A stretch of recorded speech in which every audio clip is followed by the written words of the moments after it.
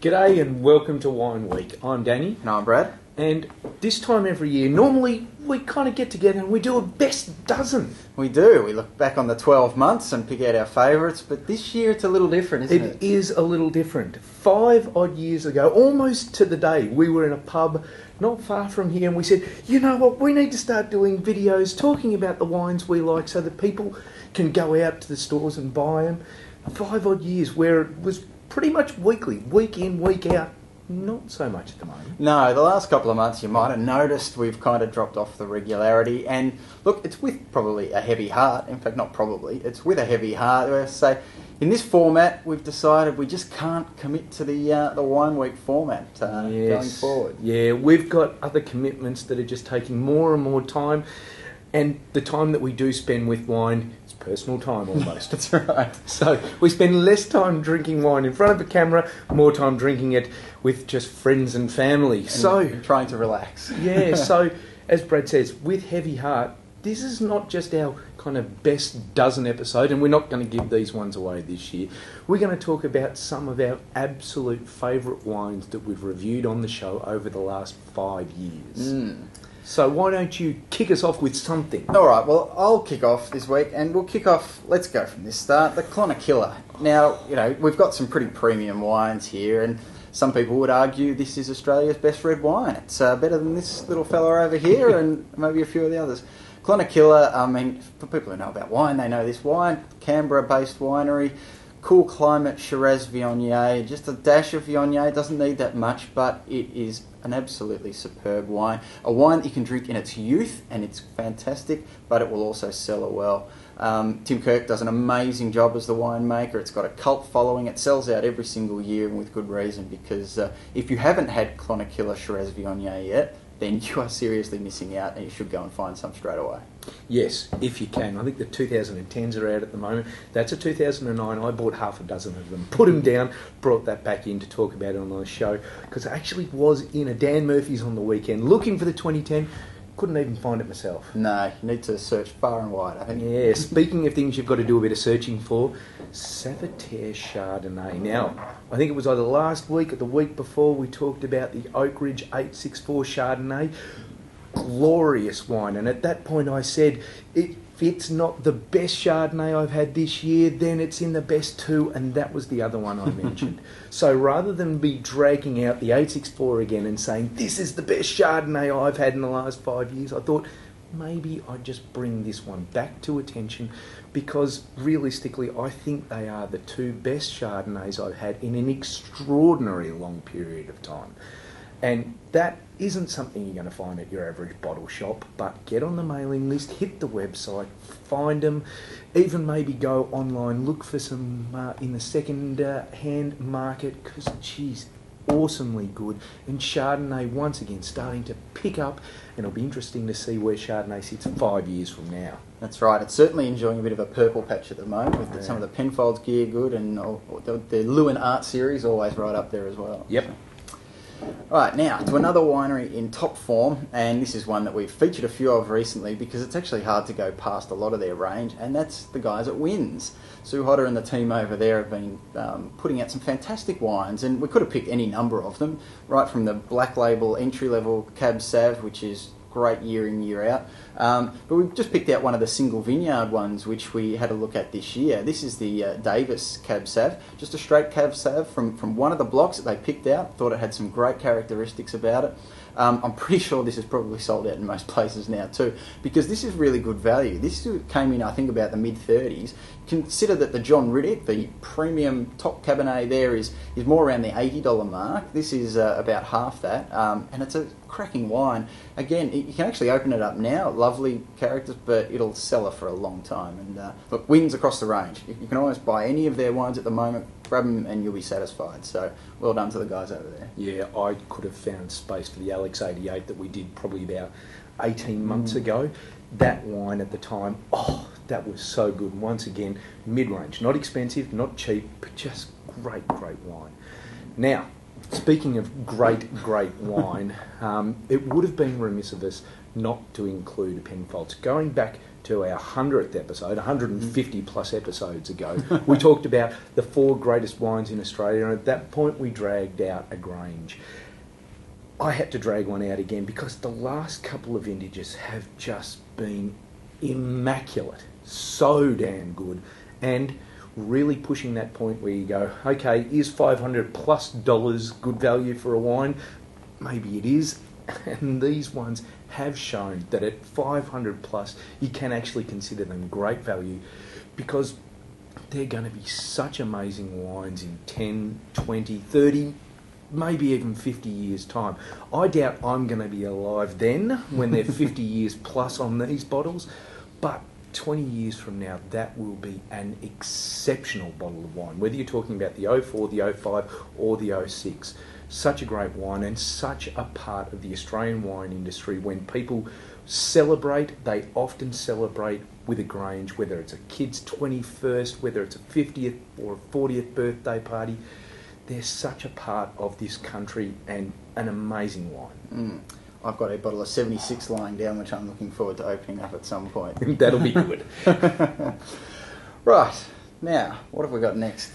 Stanton and Colleen Vintage Port. This is something that, you know, get to the end of a dinner and you still want to have a tipple, and we've looked at a number of different dessert wines, and this is one that I've come back to time and again because it is a unique style. There's not too many made in this style in this country, which uses the traditional Portuguese grapes to pull it together. Grown up around the Rutherglen region, which is really good for the fortifieds, as we know. And Stanton and Colleen keep putting this out year after year, and they always keep it back in bottle for a bit before they release it. And it's so cheap compared to a lot of wines for what you're getting. I think they've still kept the price at smidge under $30 if you get it from cellar door, which is pretty remarkable.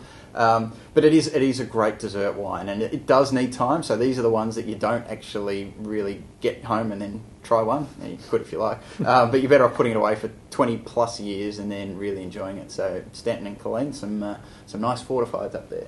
Yes, I think we're up to 06 at the moment. I think those have just come onto the market.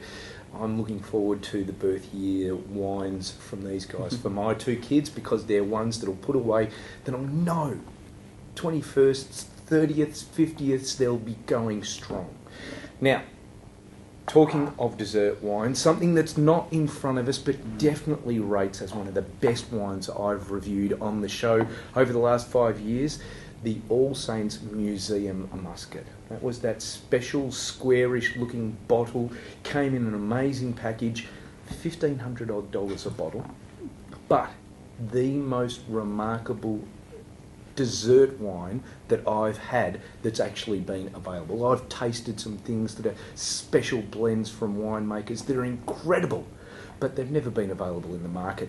The All Saints is, and you can still get a few of them because they blend just a few every now and again. Incredible wine. If you've got the wherewithal to stand $1,500, and over the journey we're starting to see $1,000 bottles of table wine in Australia popping up more and more. If you've got the money in the pocket that you can splurge on one, geez, I don't know that you could do any better than that.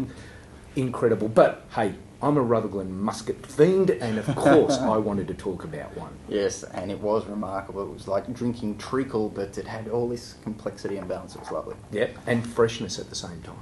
Incredible. Now, do you want to finish off with this one, or do you want me to? I think you should talk about something we don't have in front of us as well. A Riesling. Now, yeah. How could we have this final grand finale show and not talk about a Riesling? Now, we didn't happen just to grab a bottle, so there's not one on the table, but you could have picked any number of Rieslings that we did on the show, and I guarantee you it would have been great value for money, because we banged on about that for 5 whole years, and if we didn't convert a few of you non-Riesling fans into Riesling drinkers by the end of that, then we have failed completely. So you could have picked whether you wanted something from the Clare or Eden Valley. There's so many different ones to choose from, but remarkable value. Top of the tree for me has got to be the Pusey Vale. Yes, not necessarily the greatest of the Rieslings that we ever had to come across the table, but when you saw it so regularly at under $15 a bottle for such a great wine, it just encapsulated why we love Riesling so much. Yeah, and you probably whacked the Leo Behrings into that category as well, and a whole bunch of others. So Riesling, gets the gong. Yes. Now, the wine that I'm going to finish off with has a special place for me, this being the Koleski Greenock Shiraz. I've banged on so many times about the guys at Koleski, and for exceptionally good reason. I am yet to have a bottle of wine that's come out of their cellars that hasn't just blown me away, knocked my socks off, time and time again. This was the one that started it all for me. A classic Barossa Shiraz, big, bold, a little bit nice and inky, a bit of alcohol there, much body behind it, but at the same time, not just a caricature of itself. It's not just massive. It's not just a brick in the mouth. And so much of what the Koleski guys have done has been exactly that plan. Show a wine that is true to form, that speaks of the Barossa, but doesn't make a caricature out of itself. We've done dessert wines from them, that beautiful little hand grenade VP Shiraz. We've done this, we've done even some of the more expensive things that they've done, because they used to supply grapes that went into the expensive bottle beside it. But so many of the wines over the years have just been great. Even the Pirathon, which is one of those ones that we talked about because it's just such great value and a beautiful Barossa style Shiraz.